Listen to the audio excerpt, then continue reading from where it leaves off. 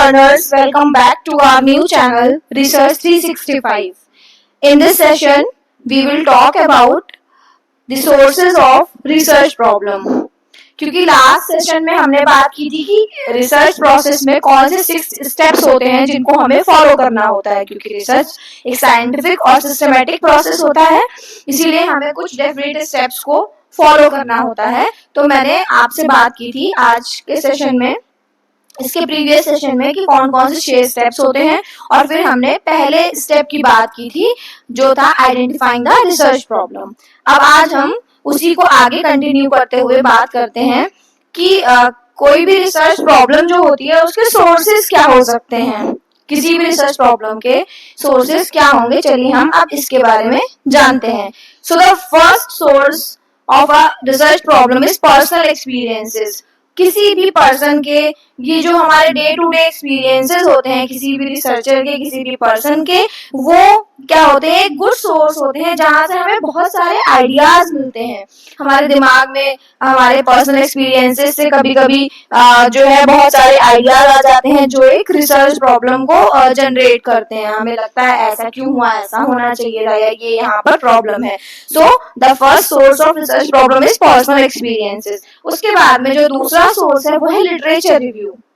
Literature review, जितना ज्यादा हम पढ़ते हैं उतना ज्यादा हम चीजों के बारे में जानते हैं. तो हमें लगता है कि अच्छा यहाँ पर इस तरीके के डॉगमास चल रहे हैं किसी पर्टिकुलर कल्चर में या किसी पर्टिकुलर जगह पर, तो हम फिर उसको एज अ प्रॉब्लम कंसीडर करते हैं. It is just an example. ऐसे बहुत सारे एग्जाम्पल्स हो सकते हैं. तो एक लिटरेचर रिव्यू भी एक गुड सोर्स हो सकता है किसी भी रिसर्च प्रॉब्लम का. फिर एग्जिस्टिंग थ्योरीज, बहुत सारी थ्योरीज हैं, एग्जिस्ट करती हैं. तो जो एग्जिस्टिंग थ्योरीज हैं वो भी एक गुड सोर्स हो सकती हैं किसी भी रिसर्च प्रॉब्लम का. क्यों? क्योंकि रिसर्च एक प्रोसेस है थ्योरी डेवलपमेंट का और थ्योरी को टेस्ट करने का. अब जैसे कि बहुत सारे डिसिप्लिन्स में अलग अलग तरीके की थ्योरीज होती हैं और उन थ्योरीज को हमें कभी हम अगर टेस्ट करते हैं और हमें उसमें कोई कमी नजर आती है तो वहां से भी कोई रिसर्च प्रॉब्लम जनरेट हो सकती है. जनरली एक पार्ट या फिर पार्ट ऑफ द थ्योरी जो है वो जनरेट करते हैं किसी भी टाइप की रिसर्च प्रॉब्लम को. The next source of the research problem is seminars. कई बार जब हम किसी टाइप का सेमिनार अटेंड करते हैं या किसी टाइप की वर्कशॉप अटेंड करते हैं तो उसमें जब डिस्कशन, जनरल डिस्कशन की बारी आती है या फिर लास्ट में जो फीडबैक का सेशन होता है उसमें जब पार्टिसिपेंट्स अपने व्यूज रखते हैं उस प्रोग्राम के रिगार्डिंग और भी चीजों पे, जनरल इश्यूज पे बात होती है, तो वहां से भी बहुत सारी प्रॉब्लम्स निकल के आती हैं कि अच्छा अभी ये एरियाज हैं जो बिल्कुल भी एक्सप्लोर नहीं हुए हैं, यहाँ पर ऐसी प्रॉब्लम्स हैं. तो सेमिनार्स और वर्कशॉप भी एक गुड सोर्स होती है रिसर्च प्रॉब्लम्स का. हमारे सुपरवाइजर्स भी हमें बहुत बार गाइड करते हैं, हमें बताते हैं क्या इश्यूज चल रहे हैं, वर्ल्ड लेवल पे क्या चल रहा है, वो हमें उन चीजों से भी अवेयर कराते हैं. तो they are also the good sources of research problem. The next is text books. तो वही चीज जो मैंने लिटरेचर रिव्यू के लिए कही, it also applies to the text books. क्योंकि टेक्स्ट बुक्स भी जैसे हम पढ़ेंगे तो हमको पता चलेगा अच्छा ट्रेडिशनली तो ऐसी चीजें होती थी, तो अभी के टाइम से हम उसको कंपेयर कर सकते हैं कि आपका समाज कैसा है, आपकी एजुकेशनल मेथड्स कैसे हैं, डिसिप्लिन का क्या तरीका है. तो ये सारी चीजें हम कंपेयर करते हैं तब भी हमें बहुत सारी प्रॉब्लम्स मिल सकती हैं और वो भी एक गुड सोर्स हो सकता है रिसर्च प्रॉब्लम्स का. The next is library. क्योंकि लाइब्रेरी जब हम जाएंगे बहुत सारा टाइम वहां पे स्पेंड करेंगे तो हम वहां पर कुछ क्वालिटेटिव चीजें ही मतलब देखेंगे, पढ़ेंगे. तो उससे क्या होगा कि बहुत सारी प्रॉब्लम्स हमारे सामने आएंगी जो सोसाइटी में चल रही होंगी, कुछ सोशल इश्यूज होंगे, कुछ बुक्स के थ्रू कुछ हमें पता चलेगा अच्छा ये मेथड अच्छा नहीं है, ये मेथड अच्छा है, हम कंपैरिजन करना सीख जाएंगे. Thesis are also a very good source of research problem. जब हम किसी के थीसिस को पढ़ते हैं तो हम जान पाते हैं कि अच्छा ठीक है इन्होंने इन वेरिएबल्स पे काम किया है और ऐसा ऐसा रिजल्ट निकला है. इसका मतलब है कि ये वाली चीजें भी हैं जो लोगों को अफेक्ट कर रही हैं, है ना. फिर एडिटोरियल्स, न्यूज़पेपर में जो एडिटोरियल्स निकलते हैं वो भी हमें अवगत कराते हैं हमारे आसपास जो इश्यूज चल रहे होते हैं उनके regarding. Magazines are also a very good source of research problems. The next sources are abstracts. तो जो थीसिस के एब्स्ट्रैक्ट्स होते हैं, जो डिसर्टेशन के एब्स्ट्रैक्ट्स होते हैं, वहां से भी हमें रिसर्च प्रॉब्लम्स बहुत सारी पता चलती हैं, वो भी एक गुड सोर्स है। E journals, websites, different types of websites जो होती हैं, वहाँ पर करंट के मुद्दों के बारे में बात होती है, वर्तमान में क्या चल रहा है। मान लीजिए कि अभी आपने देखा होगा कि कोलकाता रेप मर्डर केस में जो सारी चीजें आ रही हैं वो सोशल मीडिया के थ्रू ही आ रही हैं, तो प्रॉब्लम का जन्म हो रहा है कि भाई हम 75 साल हो गए हमारी आजादी को और फिर ऐसा क्यों हो रहा है, तो हमें उन सब चीजों से भी आइडियाज आते हैं। तो websites can also be a good source. Interviews, किसी का इंटरव्यू हमने सुना, देखा या लिया, वहां से भी हमें पता चलता है कि क्या प्रॉब्लम्स हैं। प्रैक्टिकल एक्सपीरियंसेस, तो हमारे पर्सनल एक्सपीरियंसेस भी होते हैं और कुछ एक्सपीरियंस ऐसे होते हैं जो प्रैक्टिकल होते हैं, जो हम फील्ड पे रह के सीखते हैं, तो वो भी एक गुड सोर्स हो सकते हैं किसी भी रिसर्च प्रॉब्लम। सोशल इश्यूज तो आप जानते ही हैं कि हम लोग सोसाइटी में रहते हैं, वी आर सोशल एनिमल्स, तो समटाइम्स क्या होता है कि topics are suggested by more than us towards social issues. तो मतलब मैं ये कहना चाह रही हूँ कि जो कभी कभी ऐसा होता है कि जो टॉपिक्स होते हैं, जो रिसर्च प्रॉब्लम्स होती हैं, वो सीधे सोसाइटी के इश्यूज जो चल रहे होते हैं वहां से आती है। जैसे मैंने अभी कोलकाता रेप मर्डर केस की बात की, या फिर कई बार आप देखोगे कि बच्चों को बहुत ज्यादा बर्डन हो रहा है, स्कूल में बहुत ज्यादा एम्फसाइज किया जा रहा है किन्हीं चीजों के लिए, तो वहां से भी प्रॉब्लम्स निकल के आती हैं। ब्रेन स्टॉर्मिंग, जब आप किसी चीज के बारे में बहुत ज्यादा सोचते हैं, किसी प्रॉब्लम का सोल्यूशन निकालने की कोशिश करते हैं, तो ब्रेन स्टॉर्मिंग भी एक गुड सोर्स है किसी भी रिसर्च प्रॉब्लम का। इंट्यूशन, कई बार आपको इंट्यूशन हो जाता है ना, तो इंट्यूशन भी एक गुड सोर्स हो सकता है किसी भी रिसर्च प्रॉब्लम का। नेक्स्ट हम बात करते हैं, जो हमारा दूसरा स्टेप है वो है रिव्यूइंग द लिटरेचर। तो क्योंकि मैंने पहले स्टेप की बात आपसे की थी और उसमें मैंने आपको बताया था कि आइडेंटिफाइंग अ रिसर्च प्रॉब्लम, कैसे हम किसी रिसर्च प्रॉब्लम को आइडेंटिफाई करते हैं। कैसे करते हैं हम आइडेंटिफाई? एक तो हम क्या करते हैं कि जो हमारी रिसर्च प्रॉब्लम होती है, दैट शुड कंसिस्ट ऑफ, क्या उसमें होना चाहिए, इश्यूज टू स्टडी, जो होने चाहिए, जो हम जिन इश्यूज को हम स्टडी कर रहे हैं वो स्पेसिफिक होने चाहिए। उसके अलावा it should develop a justification for studying it and it should have the relevance of the study for selected audience. ये एक तो ये स्पेसिफिक इश्यूज होना चाहिए हमारी जब भी कोई रिसर्च प्रॉब्लम होगी। दूसरा, मैंने आपको बताया कि जस्टिफिकेशन या नीड उसकी सोसाइटी के लिए होनी चाहिए। तीसरा, जो हमारी रिसर्च है, जो हम कर रहे हैं, जो हमारी प्रॉब्लम है, वो हमारी ऑडियंस के लिए फ्रूटफुल है या नहीं है। तो अब हम बात करेंगे रिव्यूइंग द लिटरेचर।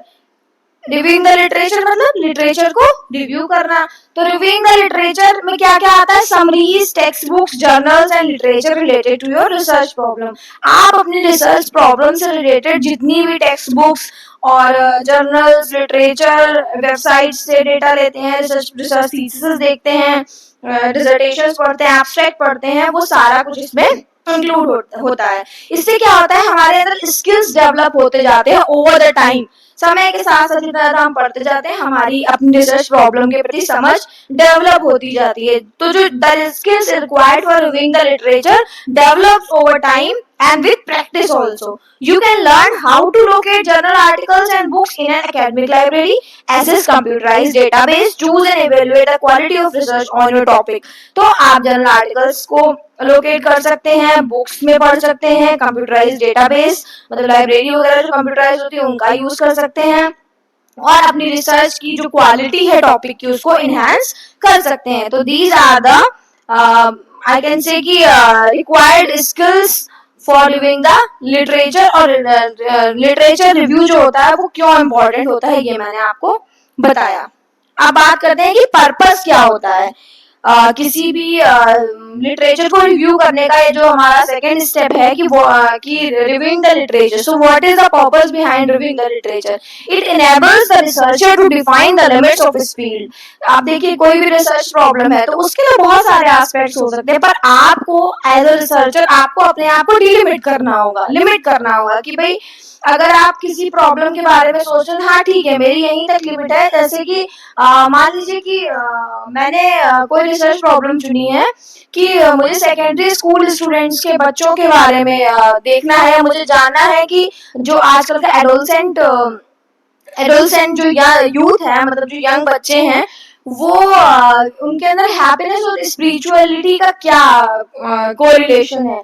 तो मैंने क्या किया, मैंने खुद को डिलिमिट किया ना, क्योंकि क्या किया मैंने डिलिमिट इसलिए किया क्योंकि ऐसे अगर मैं यूथ पे करने जाऊंगी तो बहुत हर कैटेगरी है उसमें।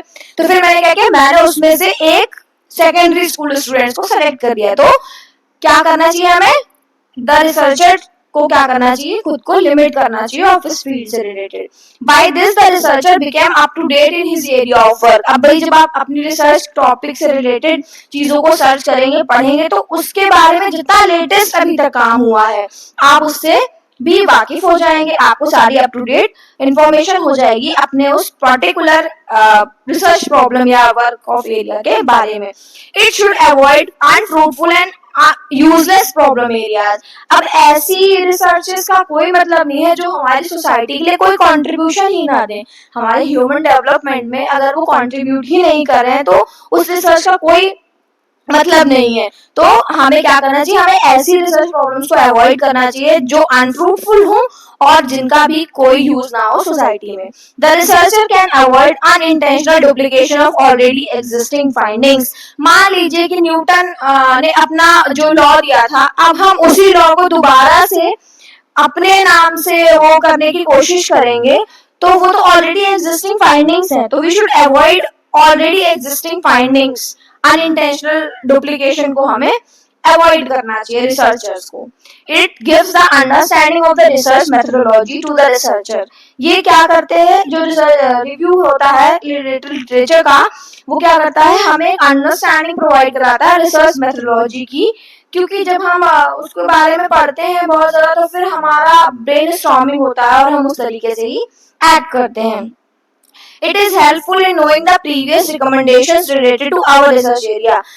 जैसे कि हम सेकेंडरी स्कूल स्टूडेंट्स पे देखेंगे कि कौन कौन सी रिसर्चेस हुई हैं और इसके अपार्ट कौन कौन सी वेरिएबल्स पे काम हुआ है, तो हमें ये भी पता चल जाएगा कि प्रीवियस क्या रिकमेंडेशंस आई थी, हमारे इस एरिया से रिलेटेड आई थी कि भी नहीं आई थी, तो हमें वहां पर एक रिसर्च गैप मिल जाएगा।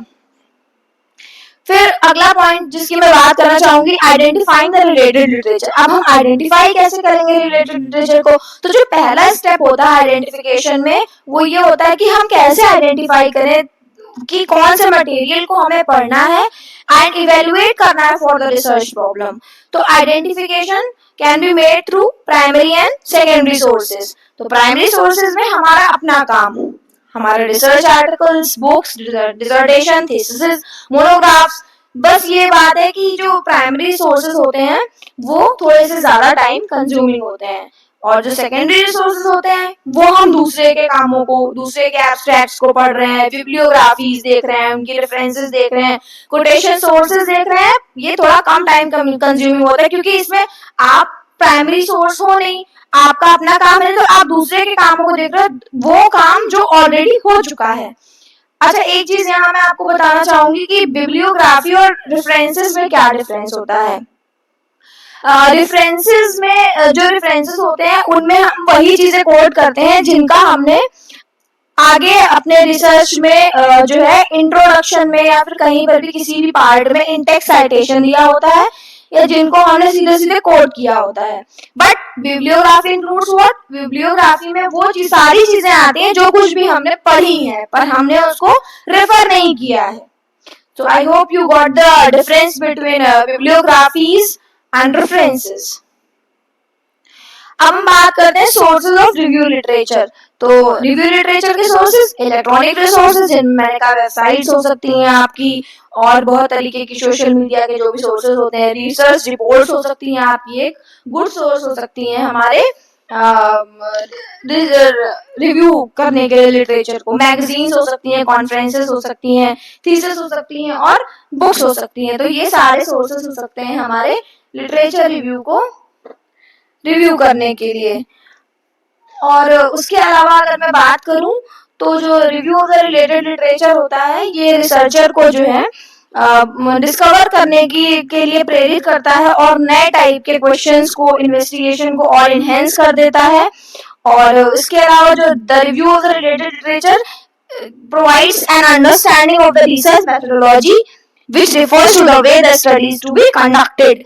और ये रिसर्चर को हेल्प करता है to know about the tools and instrument, जो टूल्स और इंस्ट्रूमेंट्स को यूज करने जा रहा है उसमें उसकी हेल्प करता है जो उसकी रिसर्च के लिए यूजफुल होंगे, और जो प्रीवियस स्टडीज हैं उनसे कंपेयर करते हुए हम अपने रिव्यू को जब करते हैं तो हम एक अच्छा रिसर्च प्रॉब्लम को भी आइडेंटिफाई कर पाते हैं और उसके लिए एक पर्टिकुलर और अच्छे मटेरियल को भी आइडेंटिफाई कर पाते हैं।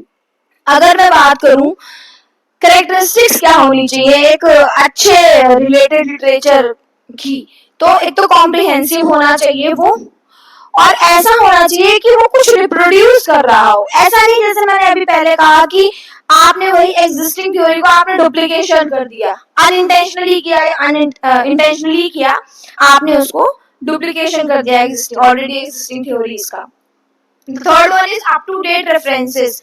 आप जो है जो अच्छा रिसर्च रिव्यू होगा उसमें हमेशा आप लेटेस्ट तक के कामों को देखेंगे कि अभी मान लीजिए मुझे अभी कोई 2024 में कोई टॉपिक पे काम करना है, किसी रिसर्च प्रॉब्लम पे काम करना है, तो मैं 2024 में जो लेटेस्ट काम होगा उससे भी मैं अप टू डेट होंगी।